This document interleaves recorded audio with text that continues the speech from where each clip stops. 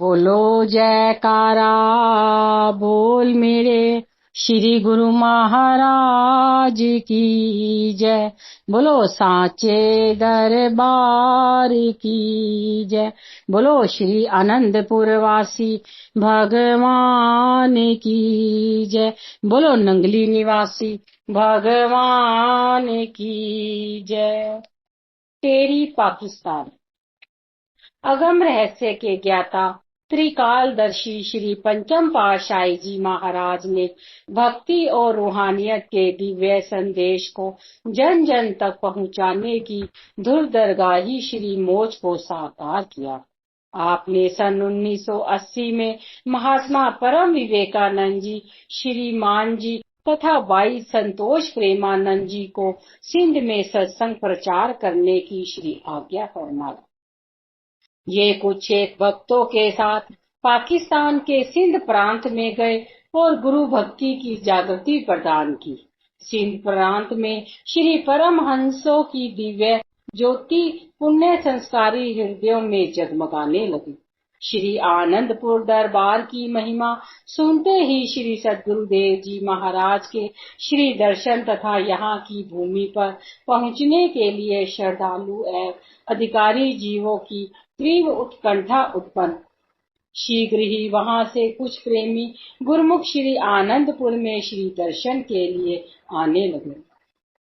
सन 1981 में भक्त करोड़ी मल जी श्री दर्शनों के लिए श्री आनंदपुर में आए। उन्होंने पावन चरण बिंदों में मत्था टेका। आप मंद मंद मुस्कुराए और एक महान कार्य को करने के लिए उपयुक्त सेवक को पाकर अति प्रसन्न हुए।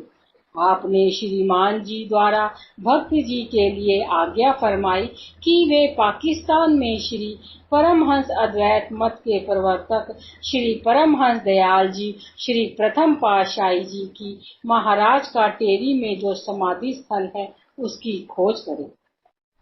श्री आज्ञा पाकर भक्त जी पाकिस्तान पहुँचे और भक्त आहा लूमल जी को साथ ले कोहाट में गए। वहां कुछ व्यापारियों द्वारा जानकारी लेने पर एक बुजुर्ग व्यक्ति से भेंट हुई जो हिंदी भाषा भी जानते थे, क्योंकि वहां पर अधिकतर पश्तो भाषा बोली जाती है।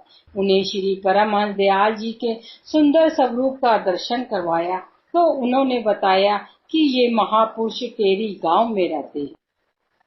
वे उन्हें टेरी ले गए। जब वहां के लोगों से पूछा गया तो उन्होंने कहा कि ये तो हमारे अजीज प्रिय हैं।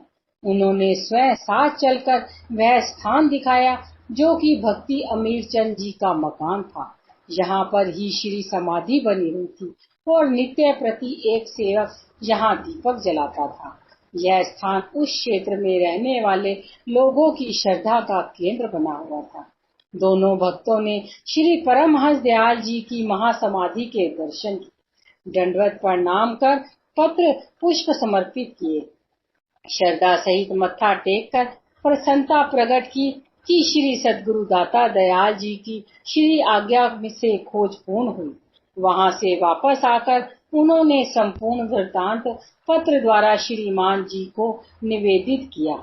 श्रीमान जी ने यह सारी वार्ता श्री चरणों में विनय की। श्री सद्गुरु दाता दयाल जी ने इस स्थान को सर्वाधिकार सुरक्षित करने के लिए श्री आज्ञा फरमाई। इस हेतु भक्त लूकमल जी 3-4 बार टेरी गए और वहां का समाचार निवेदित करते रहे। सन 1997 में भक्त करोड़ीमल जी श्री दर्शन हेतु श्री आनंदपुर आए। जब वे श्री चरणों में मत्था टेकने के लिए उपस्थित हुए तो आपने अपनी असीम अनुकंपा करते हुए उनके सपुत्र भक्त प्रेम जी के लिए श्री आज्ञा दी कि यह सारा कार्य उन्हें देखना है और पूर्ण करना है। जब यह श्री आज्ञा हुई तब वे श्री आनंदपुर में नहीं आए थे। सिंध में पहुंचकर उन्हें यह संदेश सुनाया गया। उन्होंने नतमस्तक हो श्रद्धा सहित इसे शिरोधार्य किया और कहा कि यह सारा कार्य तो श्री सद्गुरुदेव जी महाराज की कृपा और शुभाशीष से ही होना है। वे स्वयं ही इसे पूर्ण करेंगे, मुझे तो केवल आज्ञा मनन करनी। भक्त प्रेम जी ने तन मन धन से स्वयं को इस श्री आज्ञा को पूर्ण करने में समर्पित कर दिया। सन 1997 के बाद श्री आनंदपुर में आते रहे। धीरे धीरे समय अनुसार टेरी के कार्य को आगे बढ़ाते गए। कुछ प्रेम पूर्वक, कुछ एक दूसरे के साथ बैठ के कर और कुछ कोर्ट कचहरी में जाकर। सन 2000 में सिंध से कुछ प्रेमी गुरुमुखों ने श्री चरणों में आकर निवेदन किया कि महाराज, वहां पर कुछ ऐसी बाधाएं आ रही हैं जिससे कार्य पूर्ण करने में कठिनाई हो रही है। भक्त जी के पिताजी ने विनय की, प्रभु आप सर्व कला समर्थ हैं, आप स्वयं पार ब्रह्म परमेश्वर हैं। आपके चरण कमलों से सब रिद्धियां सिद्धियां एवं नव निधियां और सब शक्तियां हैं। आप इस कार्य को क्षण भर में पूरा कर सकते हैं। यह आपका हम पर विशेष स्नेह है, जो आपने हमें यह महान सेवा प्रदान की। श्री प्रभु जी सेवकों की भावनाओं को देखकर बहुत प्रसन्न हुए और वचन फरमाए, यह कार्य श्री परमहंस दयाल जी की अपनी श्री मौज के अनुसार ही होना है। उनकी जब जब जैसी मौज होगी, वैसे वैसे सब विघ्न बाधाएं स्वतः ही दूर होती। यह बात 100% सुनिश्चित है कि यह स्थान श्री दरबार का है और यहाँ पर समय पाकर विशाल भव्य मंदिर भी बनेगा। आप निश्चित रहें, श्री परमहंस दयाल जी महाराज स्वयं इस कार्य को पूर्ण करेंगे। सभी गुरुमुख जन जयकारे लगाकर श्री प्रभु जी के गुणानुवाद गाते हुए सिंध की ओर लौट आए। धीरे धीरे भक्त प्रेम जी के अथक प्रयास से यहाँ का सारा काम सुप्रीम कोर्ट की देख रेख में होने लगा। श्री प्रभु जी के आशीर्वाद और उनकी मौज से पाकिस्तान हिंदू परिषद के संरक्षक और नेशनल असेंबली के सदस्य डॉक्टर रमेश कुमार जी ने इस कार्य में काफी रुचि दिखाकर अपना समय प्रदान कर पूरी लगन और उत्साह से इसे पूर्ण किया। सन 2015 में सुप्रीम कोर्ट के द्वारा इस स्थान का पूरा अधिकार मिल गया। यहाँ का अधिकार मिल जाने के बाद कुछ और जमीन खरीद करके स्थित महासमाधि स्थल पर एक भव्य श्री मंदिर का निर्माण किया गया। महात्मा परम नित्यानंद जी और भाई दयाल सागरानंद जी की देखरेख में यहाँ का प्रबंध सुचारू रूप से संपन्न होने लगा।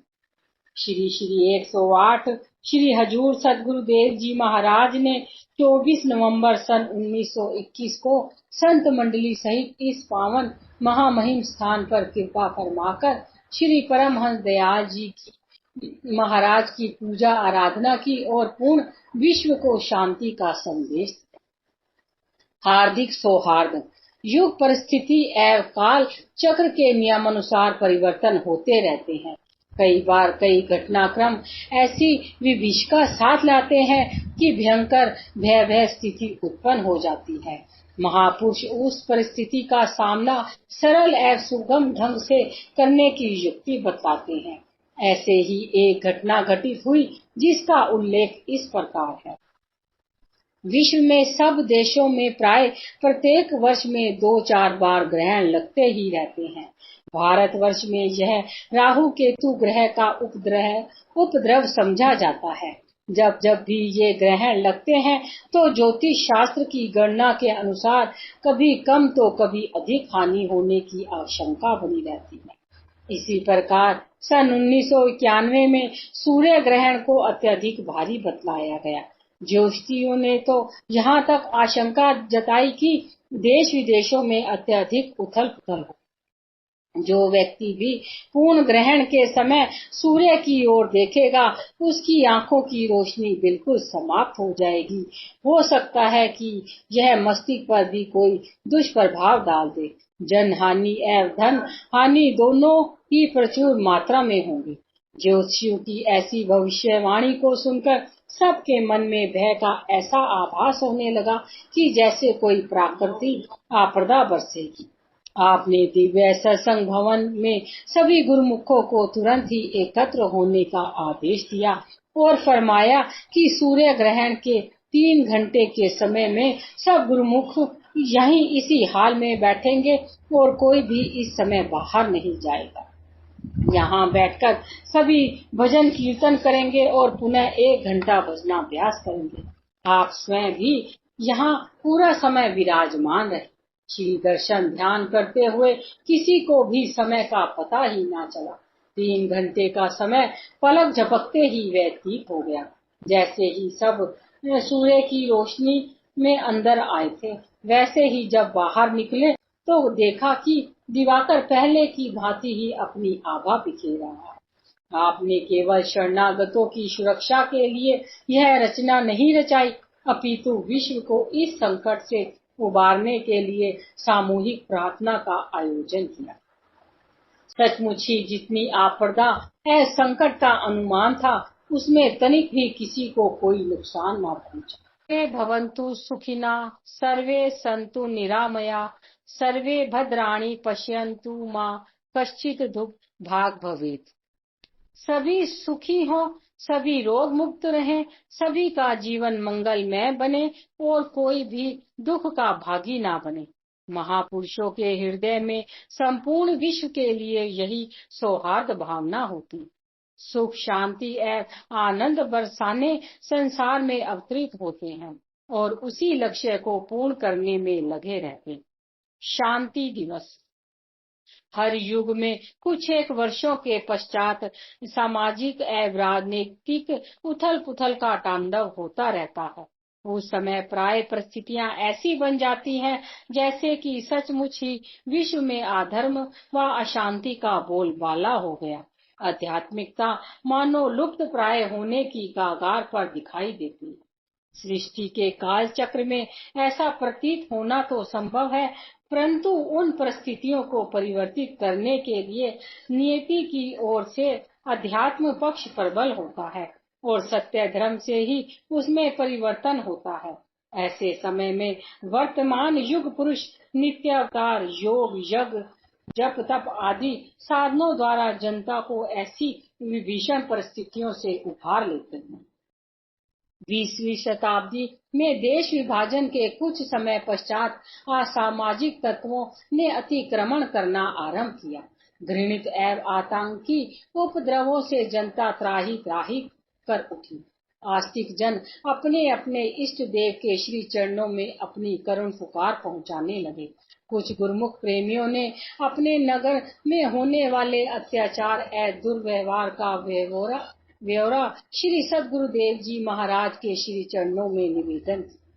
श्री पंचम पातशाही जी महाराज ने श्री आनंदपुर के सभी आश्रमों एवं सत्संगी आश्रमों में आदेश दिया कि जहाँ जहाँ श्री दरबार के अनुयायी एवं गुरुमुख जन निवास कर रहे हैं, ऐसे समय में सब नित्य प्रति भक्ति के 5 नियमों श्री आरती पूजा सेवा सत्संग सुमिरन ध्यान दर्शन की पालना तो कर ही रहे हैं, परंतु 1 घंटा अतिरिक्त सुमिरन जाप अवश्य करें। उठते बैठते सोते जागते ध्यान सुमिरन में सुरती को जोड़े रखें।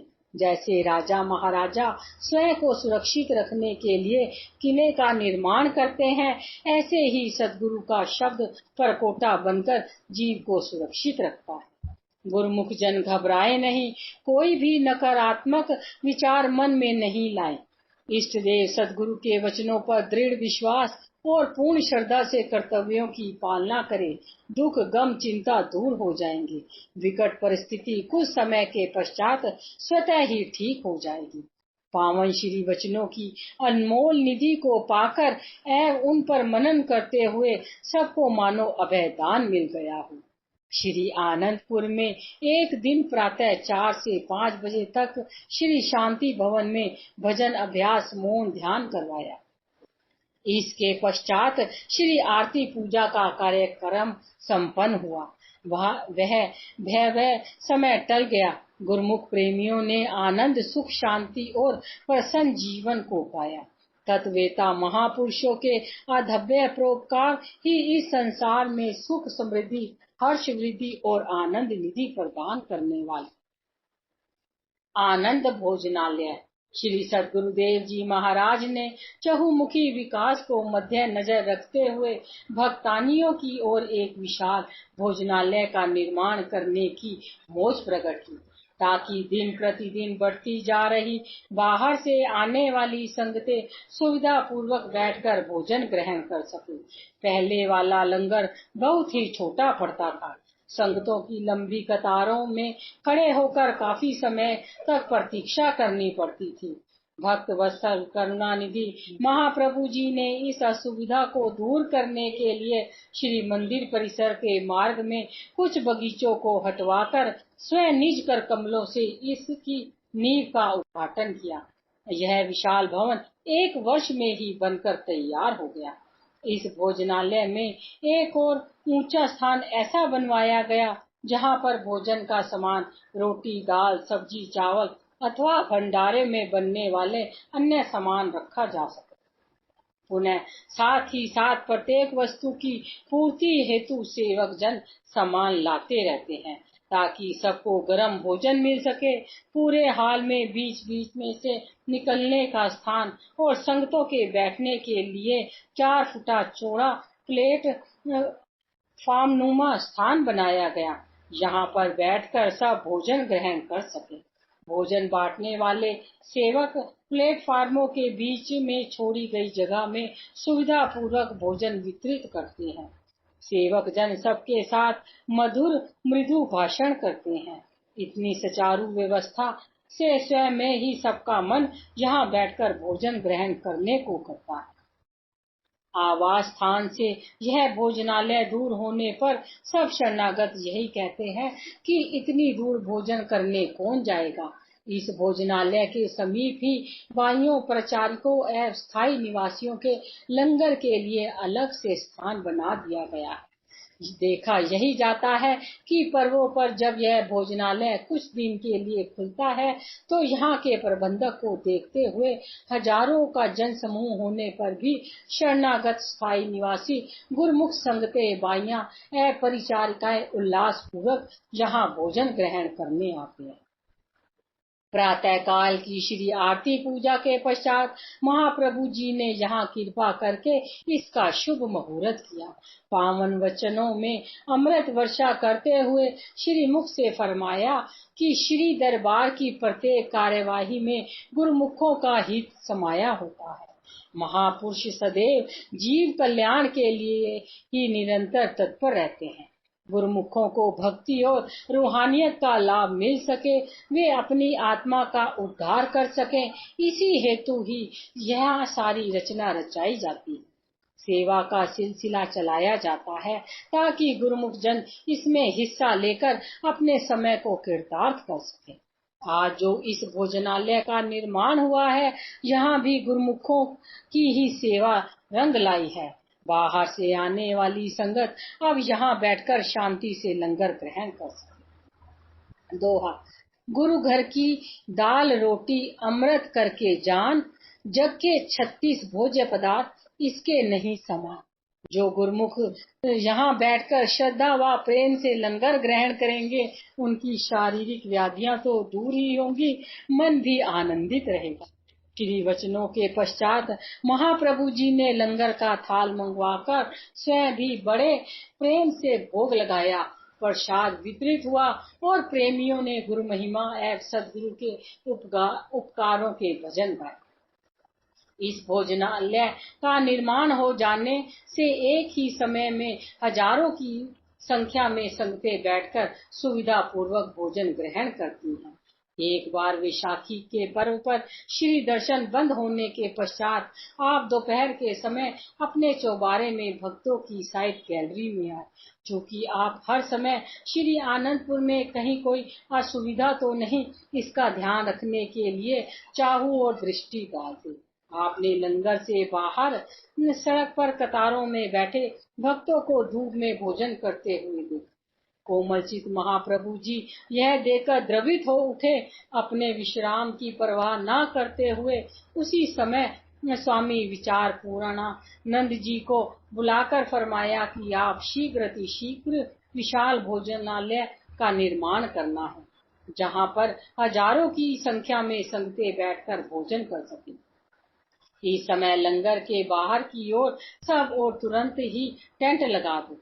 दूसरे दिन ही श्री आरती पूजा के पश्चात आप कार में विराजमान होकर कुछ प्रबंधक जनों सहित भक्तों की साइड आए और आनंद विहार के समीप खुले क्षेत्र का निरीक्षण किया। पर्वों पर आने वाली दर्शनार्थी संगतों के आवास स्थान के समीप इस स्थान को उपयुक्त जानकर यहाँ विशाल भोजनालय की नींव रखी। 1 वर्ष में ही इसका निर्माण कार्य पूरा हो। पर्वों पर हजारों की संख्या में यहाँ गुरुमुख प्रेमी एवं दर्शनार्थी संघ के सुविधा पूर्वक भोजन ग्रहण कर सकते हैं। पर्व के पश्चात सीमित संख्या में गुरुमुख होने से भक्तों के आवास स्थान की ओर लंगर बना हुआ है। इसका भी नव निर्माण करवाकर सुचारू रूप से सब व्यवस्था की। यहाँ पर महात्मा भक्त दोनों समय लंगर में जाकर ही अमृतमय प्रसाद भोजन ग्रहण करते। परम हितेशी श्री सद्गुरुदेव जी महाराज की कृपा से हर नगर गांव एवं स्थान स्थान पर सत्संग भवन बने हुए हैं, जहां से गुरुमुख प्रेमी सेवा सत्संग और भक्ति का लाभ उठाते हैं।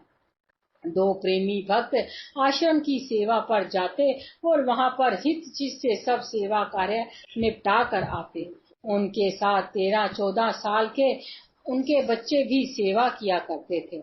जब भी वे अपने अभिभावकों से शीघ्र घर लौटने के लिए कहते तो वे उन्हें समझाते कि श्री दरबार की सेवा अगर हित चित व लगन से करो तो अवश्य ही श्री गुरु महाराज जी स्वयं आकर दर्शन भी देते हैं और वचन भी फरमाते हैं। यह बात उनके दिल में घर कर गई। वे परस्पर यही कहते कि हम भी अब हित चित से सेवा करेंगे। भगवान जी हमें परीक्षा में भी उत्तीर्ण करेंगे और हमारे पास आकर हमें दर्शन देंगे। वे बच्चे अपने माता पिता के साथ श्री आनंदपुर में श्री दर्शन के लिए आए। उनकी सेवा लंगर में बर्तन धोने की लगाई गई। गुरु पूर्णिमा का पर्व था। अन्य सभी गुरुमुख श्री दर्शन खुलने पर सत्संग भवन में चले गए। बच्चे वहीं लंगर में सेवा करते रहे, क्योंकि उनके दिल में एक ही लगन थी कि सेवा करते हुए श्री प्रभु जी हमें अवश्य दर्शन देंगे। सत्संग भवन में सत्संग प्रवचन और श्री दर्शनों का कार्य संपन्न हुआ। महाप्रभु जी की अद्भुत लीला कुछ ऐसे हुई कि उस दिन कोई भी गुरुमुख पुनः सेवा के लिए ना आया। वे चारों बच्चे बर्तन साफ करते रहे। श्री सद्गुरुदेव जी महाराज कार्यक्रम के पश्चात अपने आवास स्थान पर चले गए। कुछ समय पश्चात एकदम ही आप महात्मा परम योगानंद जी, महात्मा आत्म दयानंद जी, महात्मा योग सत्यानंद जी को साथ लेकर लंगर में आए। उन बच्चों के पास कुर्सी पर विराजमान हो गए। मस्त हुए बच्चे अपनी सेवा में इतने व्यस्त थे कि उन्हें कुछ भी भान ना हुआ। आपने उनको अपने पास बुलाया और पूछा, कहाँ से आए हो, किसकी संगत के हो, कौन सी कक्षा में पढ़ते हो। श्री प्रभु जी को अपने सम्मुख पाकर बच्चों की खुशी का पारावार न था। उन्होंने श्री चरणों में मत्था टेका। उन्हें अपने कर कमलों से प्रसाद देकर आपने फरमाया, महात्मा जी, इनकी सेवा की लगन ही हमें यहाँ खींच लाई। महात्मा जी ने हाथ में गुलाब जामुन का डिब्बा देकर फरमाया कि ये अपनी सेवा करते रहे और इनके मुंह में गुलाब जामुन डालते जाओ। जब सारा डिब्बा खाली हो गया तो पुनः उनसे पूछा कि और कुछ खाना है। कुछ अन्य गुरुमुख भी वहां पहुंच गए और इस मधुर लीला का रसपान करने लगे। सबको आशीर्वाद देकर आप अपने कक्ष में चले गए। महाप्रभु जी ने श्री आनंदपुर के समीपवर्ती चकों में श्री परमहंस अद्वैत मंदिर, सत्संग भवन, लंगर व आवास स्थान आदि आवश्यकता अनुसार बनवाकर उन्हें आबाद किया।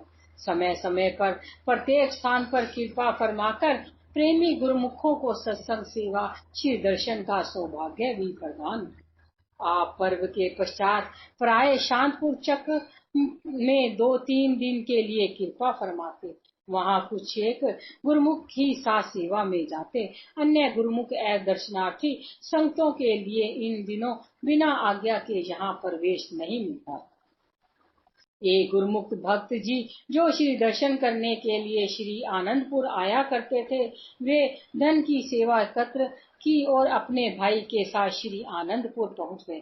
महाप्रभु जी उस समय श्री आनंदपुर में पर्व मनाने के पश्चात कुछ दिन के लिए शानपुर चक पर विराजमान थे। श्री आज्ञा लिए बिना वहां जाना मना था। वह प्रबंधक महात्मा जी को उन्हें शानपुर भेजने के लिए विवश करने लगे। महात्मा जी ने बहुत विनम्रता से कहा कि हम आपकी विनती श्री चरणों में भेजेंगे। आपकी विनती स्वीकार होने पर ही आप वहां जा सकते हैं। तब तक आप यहीं विश्राम करो। परंतु वह सब अनसुना कर सेवा टोकरे में डालकर भाई के साथ लेकर शानपुर चक पर पहुंच गया। मन में यह अहंकार आ गया कि मैं इतनी सेवा लेकर आया हूँ, मुझे दर्शन अवश्य होंगे। श्री प्रभु जी चक हरिनगर में आकर जैसे ही शानपुर चक में विराजमान हुए तो महात्मा अलख सुखानंद जी ने श्री चरणों में उस भक्त जी की विनय कर दी। दयालुता के अवतार महाप्रभु जी ने चाहे वह आज्ञा के बिना ही वह पहुंच गया था, तो भी उनके कल्याणार्थ उसे श्री दर्शनों की स्वीकृति दे दी। वह भक्त अपने मन में इतरा रहा था कि प्रभु जी ने मेरी सेवा से अत्यंत प्रसन्न होंगे। उसने अपने भाई के साथ अंदर जाकर दंडवत वंदना की और टोकरा उठाकर आगे ले जाने लगा। आपने फरमाया कि इसे वहीं पड़ा रहने दो। उसने समीप जाकर मत्था टेका तो अंतर्यामी महाप्रभु जी ने फरमाया, जीव को मन माया के भंवर में शीघ्र ही फंस जाता है। उस समय यह पता ही नहीं चलता कि अहंकार मेरा शत्रु मेरे सिर पर सवार हो जाता है। उसकी सोच बस यहीं तक की है कि वह अधिक सेवा भेंट लेकर जाएगा तो उसे अत्यधिक सम्मान मिलेगा। मान सम्मान का पाना और अहम भाव ये जीव की भक्ति को नष्ट कर देते हैं। जिस सेवा भेंट में श्रद्धा भावना निहित हो वही सेवा श्री दरबार में लेखे लग सकती है, वही प्रसाद रूप में प्रभु कृपा का अधिकारी बनती है। अहम भाव से की गई सेवा का यहाँ कोई स्थान और कोई मूल्य नहीं।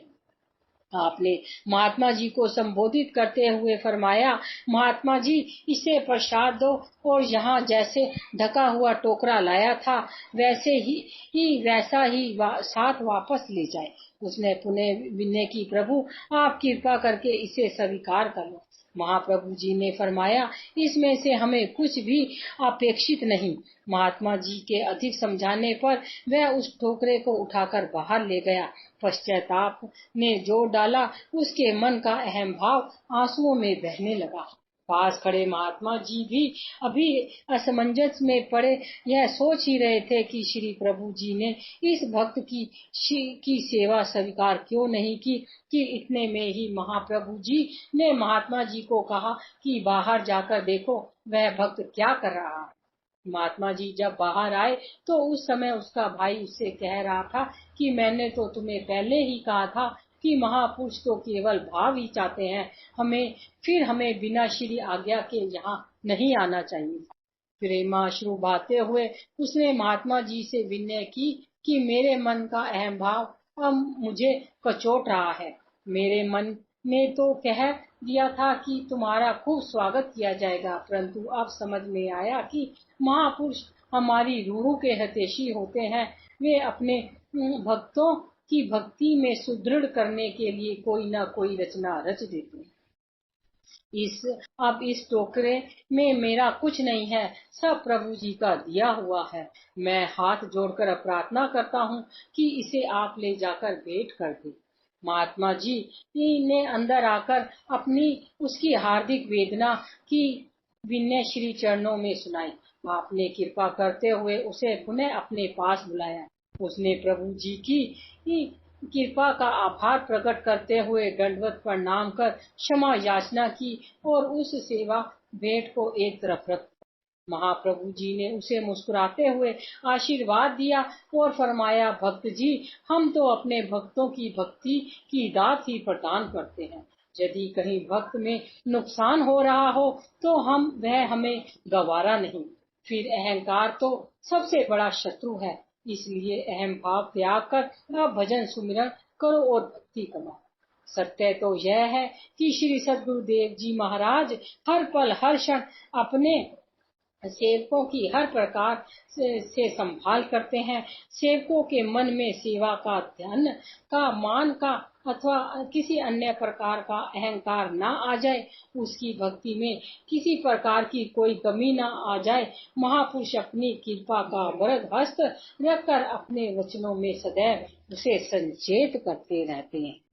बोलो जयकारा, बोल मेरे श्री गुरु महाराज की जय।